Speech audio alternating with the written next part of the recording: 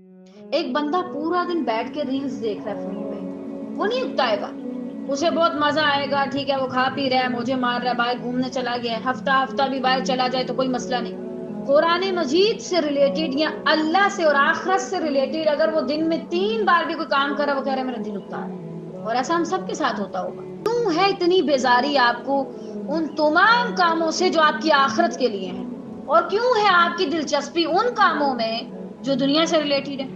اچھا، انسان کی نا ایک عادت ہے کہ وہ ظاہری چیزوں کو نا بڑا سیریس لے لیتا ہے، اور جو چیز اسے نظر نہیں آتی نا وہ اس کے بارے میں اتنی ٹینشن نہیں لیتا۔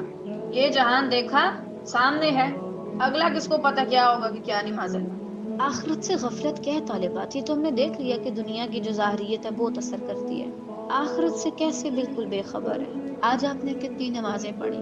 آج آپ نے اپنی زبان کی کتنی حفاظت کی؟ آج آپ نے کتنے لوگوں کی غیبت کی؟ آج آپ نے کتنے لوگوں کے کردار پر بات کی؟ آج آپ نے کتنے گھنٹے فون پہ گانے سنے؟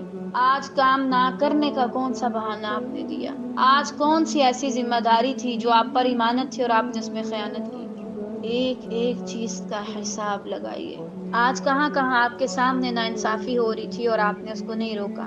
آج آپ نے کون کون سے غیر محرموں کو دیکھا، چاہے موبائل میں، چاہے ٹک ٹاک پہ، چاہے انسٹاگرام پہ، چاہے ریلز میں، چاہے ریالٹی میں؟ کیا آج آپ نے اپنی نظر کی حفاظت کی؟